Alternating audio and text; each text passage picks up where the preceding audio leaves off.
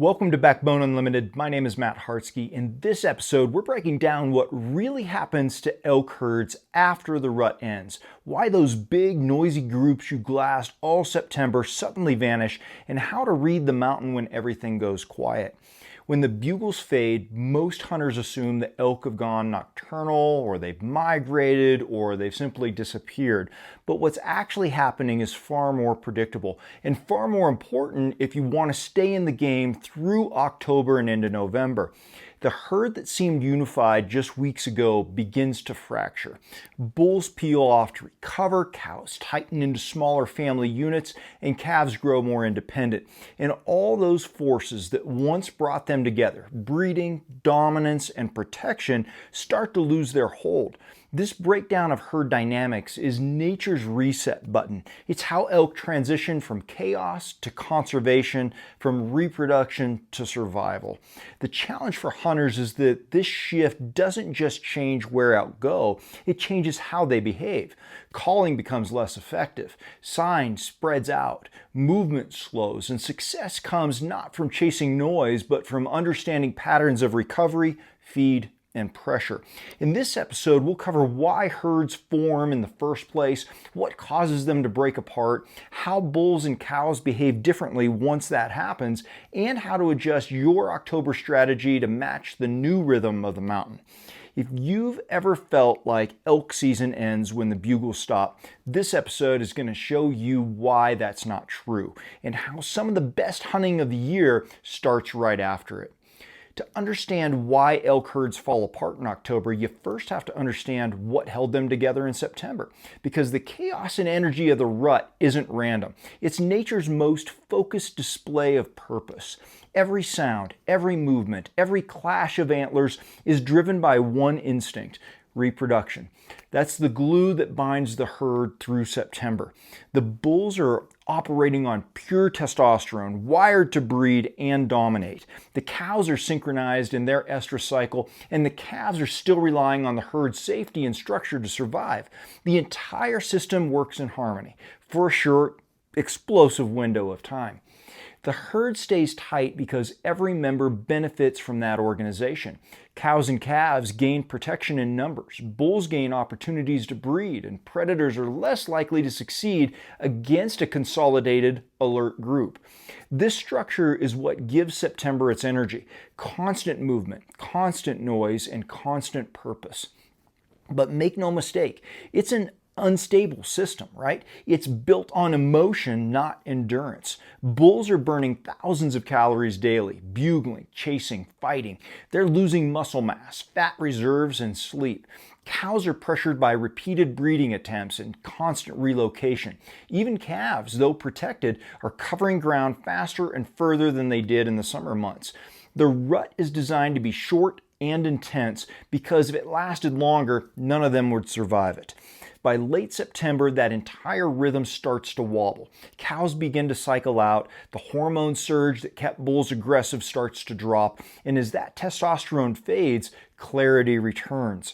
The bulls who were once driven by instinct start feeling the exhaustion set in. Their bodies are depleted and the weather's starting to turn. The energy that kept them unified turns into the very reason they start drifting apart. What kept the herd together wasn't companionship or comfort. It was a biological contract. The rut was the job that had to get done. And once it's complete, nature tears up that contract. What's left is a mountain full of animals running on empty, each with a new priority: recovery and survival. That's why as October begins, everything starts to feel quieter, slower, and more deliberate. The elk haven't vanished. The herd just no longer needs to act like a herd. The glue has dissolved, and from here forward, every bull, cow, and calf will begin to move according to its own needs, not the herd's. By the time September fades, bulls are shadows of what they were a few weeks earlier. They fought, bugled, bred, and burned through nearly every ounce of energy they had. A mature bull can lose up to a third of its body weight during the rut. Fat reserves gone, muscle mass depleted, neck swollen and stiff from constant battle. That physical cost is enormous, and it drives one clear instinct above all others: isolation. Once the last cows cycle out, those big herd bulls vanish into the quietest corners of the mountain. They don't want company. They don't want noise. They want rest, security, and food that doesn't require a fight to reach. They move into darker timber, north-facing slopes, and broken terrain where they can bed in shade and feed close by. The key here is efficiency. Every move they make conserves energy. If you've hunted through this period before, you've probably felt it. That eerie stillness after weeks of chaos. The bulls aren't calling anymore, and glassing ridges that were alive in September suddenly feels empty. But that's not because the bulls left the country. They simply withdrew into recovery pockets. They've traded dominance for discretion. In October, bulls are highly predictable if you understand their priorities. They're looking for high-quality feed, often mountain shrubs like serviceberry, snowberry, willow, or the green regrowth found in recent burns. They'll feed early and late, moving minimally and bedding in the same zones for days if left undisturbed. This is the stage where mature bulls behave more like big mule deer than elk. They favor quiet slopes, predictable thermals, and consistent shade. They'll hold up tight to small pockets that offer everything they need within a few hundred yards: feed, water, cover, and safety. The biggest mistake a lot of hunters make right now is hunting them like it's still September. They keep calling, keep moving, and keep pushing through the same high-traffic drainages the bulls just abandoned. Post-rut bulls aren't coming to a call. They're avoiding anything that sounds like effort. If you want to find them, slow down and think like one. Picture where a worn-down bull would go to rebuild. A bench with morning shade, a seep nearby, quiet access to feed, and a vantage point that lets him watch his back trail. Those are the places you'll find the survivors. When you locate one, your approach has to match his mindset: cautious, patient, and efficient. These bulls have seen it all. They're not aggressive anymore, but they're wise, and they'll slip away at the first hint of danger. By mid-October, bulls aren't leading the story anymore. They're the ghosts in the background, quiet, deliberate, and recharging for winter. Understanding that transition is the first step to hunting smarter when everybody else is already going home. When the rut ends and the mountains go quiet, cows and calves enter their own kind of reset. While bulls are off recovering from the toll of September, cow herds are reorganizing around a completely different set of priorities: efficiency, safety, and food. The large, noisy herds you saw during the rut weren't normal behavior. They were the result of necessity. Cows grouped up because the breeding cycle forced them into proximity, and bulls' constant attention kept the herd in motion. But once that breeding pressure disappears, there's no longer any advantage to staying that visible. The chaos of September gives way to order. And while you'll still see a lot of huge groups throughout wintering herds, we're talking about the transition time from the end of the breeding season until that full-on set into the winter range. In October, cow and calf groups shrink dramatically. Instead of 30 or 40 elk bunched up in a meadow, you'll start seeing small family units, 6, maybe up to 12 to 15 at most usually. These groups are led by an older matriarch cow, the one that knows the safest bedding zones, the most reliable water, and where the best late season feed grows. That leadership becomes critical now. These smaller groups move with intention, conserving energy and minimizing exposure. Cows and calves have two main priorities through October: rebuild and prepare. After weeks of disturbance and elevated stress, cows focus on regaining condition. Calves, now stronger and faster, start learning independence. They mimic the matriarchs, feeding longer, bedding in more sheltered cover, and learning to read danger on their own. Their feeding behavior shifts too. They're no longer following bulls or feeding whenever the herd settles for the night. They're keying in on consistency. South and west facing slopes with green regrowth become prime. Any burned area that sprouted fresh, tender shoots is gold. You'll also find them working transition edges, the seams between open feed and dark timber, where they can feed quickly and fade back into cover before daylight exposes them. And here's something a lot of hunters actually miss: Cows and calves actually become more predictable during this time. They're not roaming widely. They're locked into small home ranges with steady routines. If you bump them once, they'll relocate within that system, not vanish from the entire drainage a lot of times. It's all about safety, but balanced with efficiency. From a hunting standpoint, this behavior can work in your favor. If you adapt to it, stop covering miles like it's still the rut, slow down and glass methodically, watch the subtle movement in the first and last light. Not just open hillsides, but edges, benches, and low traffic basins. Those quiet little family groups are what keep the mountain alive through October. They're not flashy, they're not loud, but if you find them, the bulls you're looking for won't be far away. Every post-rut bull tracks his survival around those same small groups of cows, feeding near them, bedding above them, and staying just out of sight. Understanding how the cows settle after the rut is the key to unlocking where the bulls recover. Once the rut wraps up and the herd begins to fragment, outside forces a lot of times take over. The biological drivers fade and environmental ones step in. Human pressure, weather changes, and predator activity now have more influence on elk movement than anything else. And together, they accelerate the breakdown of herd dynamics faster than a lot of hunters realize. Let's start with hunting pressure. By the time October rolls around, a lot of units have been pounded for weeks or a month already. Archery hunters have been calling, rifle hunters are setting up glassing camps, and ATVs and side-by-sides have touched nearly every access road. Elk know it. The loud, aggressive behavior that felt natural during the rut becomes a liability. Every elk that survived September has learned that noise equals risk. When pressure increases, elk respond by spreading out. Big herds turn into a series of smaller, quieter pockets. The same valley that held 40 elk in mid-September might now hold 4 groups of 10 scattered miles apart. That's not a disappearance, that's a defense mechanism. By breaking apart, they become harder to pattern and far less vulnerable to hunters targeting concentrated groups. Now, layer in weather. October is the month of transition. Warm afternoons, frosty mornings, and unpredictable fronts. The first cold snaps of the year push elk toward thermal stability. In other words, they start prioritizing consistency in temperature and wind. Cows and calves will drop slightly lower to find south-facing slopes with midday sun, while bulls hold tight in the north slopes or broken timber to conserve energy. A 10-degree temperature shift or a dusting of snow can completely reset where the elk are going to feed and bed that day. When early snow hits, elk often slide downhill, not all the way to the winter range, but enough to stay in the green zone between accessible feed and secure cover. If the weather stabilizes again, they might move right back up. It's a constant push and pull dictated by comfort and calories. Predators add another layer to this equation depending on where you live. Could be wolves, bears, and lions, all key on the same signals hunters do.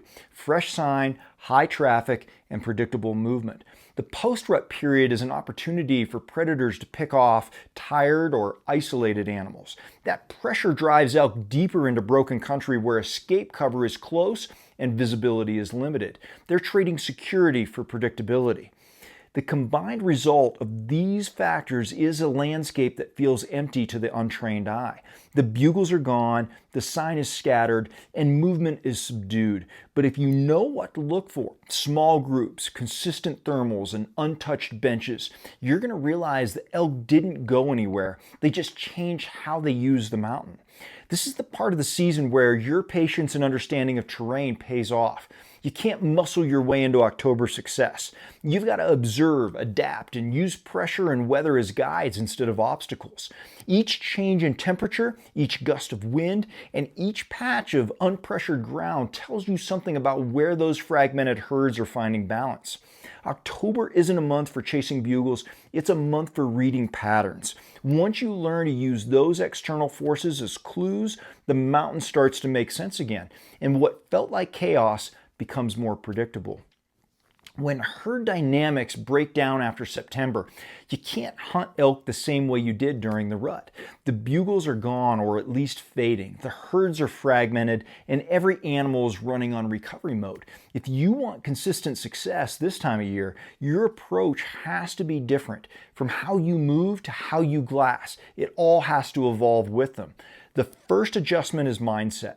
You're no longer chasing sound, you're hunting silence. This is when the best hunters slow down, simplify their plan, and focus on why elk are where they are, not just where they were last month. The country hasn't changed, the priorities have. Bulls want calories and safety. Cows want more consistent feed and reliable thermals. That's your foundation. Start by narrowing your search to areas that offer both cover and food in close proximity. Open ridges and meadows that were productive in September are now risky for elk. Instead, focus on benches, transition edges, and broken timber with feed nearby. Elk this time of year don't want to travel far between bedding and feeding. That's energy they just can't afford to waste. Glassing becomes your most valuable skill. Bulls and cows aren't moving much, which means spotting them requires patience and precision. Set up on vantage points where you can see into multiple drainages or slope aspects. Watch shaded north slopes in the mornings and transition zones in the evenings. Instead of looking for whole animals, look for pieces, a tine, a tan hide against dark timber, or movement in a patch of shade. October success often comes from observation, not motion. Another major adjustment is your timing. During the rut, elk were active all day because breeding and competition drove them. Now, movement is more concentrated in the first and last 90 minutes of light. Midday action still happens, but it's more subtle. Bulls repositioning for thermals, cows shifting beds. Don't waste the middle of the day hiking aimlessly. Use it to reposition, study your on-X, and try to figure out and glass from new angles. Your scent and noise discipline matter now even more than ever. Post-rut elk are hyper-aware. They've been called at, bumped, and pressured for weeks. You need to move like a predator. Slow, deliberate, and quiet. Use terrain to your advantage. Side hill along ridges instead of walking the bottoms. Stay in the shadows. Keep the wind in your face and thermals in mind every step of the way. And finally, stop expecting elk to behave socially. A single cow call might make a bull lift his head, but he's not going to charge in. He's evaluating every sound with the same skepticism he's developed from weeks of pressure. You'll kill more bulls in October by reading sign and anticipating their patterns than by relying on calls. The key to October is understanding that less movement doesn't mean fewer opportunities. It just means every move counts more. When you learn to think like a recovering bull or a cautious cow, your entire approach changes. You glass more, you hike less, and you hunt smarter. October elk hunting rewards discipline and observation, not noise and luck. When you adapt to that reality, the quiet season suddenly becomes one of the most predictable and rewarding times to be on the mountain. When September ends, a lot of hunters feel like the season does too. The bugles are starting to fade, the herds scatter, and the mountains seem empty. But that quiet isn't an ending, it's a reset. The rut was chaos. October is calculation. And the elk that survive this phase are the ones who've learned to move quietly, feed efficiently, and live cautiously. The same goes for the hunters who find them. If you can learn to read that reset, you're going to see what a lot of hunters miss. You're going to notice how bulls retreat into recovery zones instead of vanishing, how cows and calves move from noise to order, and how pressure reshapes the mountain into smaller, more predictable patterns. The old herds didn't disappear, they evolved. And if you're patient enough to match that rhythm, you're going to start finding elk again in the same country everyone else gave up on. October rewards the hunters who adapt, the ones who stop chasing noise and start thinking in patterns, the ones who slow down, read sign, trust thermals, and glass instead of guess. When you approach the post-rut season with intent instead of frustration, the game changes. You begin to hunt in sync with the mountain, not against it. That's what separates seasoned hunters from seasonal hunters. awareness. The ones who understand how herd dynamics break down after September don't see silence as failure. They see it as opportunity. Because when the noise stops, every decision matters more. Every glassing session counts. Every move can make or break your season. If you're serious about taking this kind of knowledge deeper, that's exactly why I built Team Backbone. It's more than just a membership. It's a way to sharpen your edge with exclusive tools, strategies, and a tribe of hunters who refuse to quit. Inside, you're going to get 20% off site-wide on all Backbone Unlimited gear, a member-only t-shirt shipped to your door every month, not available anywhere else, full access to the digital content vault of guides, checklists, fitness programming, backcountry strategies, and mindset training, a private Facebook group with direct access to me and a community of driven hunters who live relentless, direct call, text, or email access to me for personalized advice on training, hunting strategy, or just sharpening your edge, and automatic entry into monthly gear giveaways. This is built for the guys who train for the hunt, push themselves in the off-season, and want to be part of a tribe that makes them better. If you're ready for that kind of inner circle, then Team Backbone is waiting for you at backboneunlimited.com underneath our membership tab. Thanks for being here. Until next time, train harder, hunt smarter, and never settle.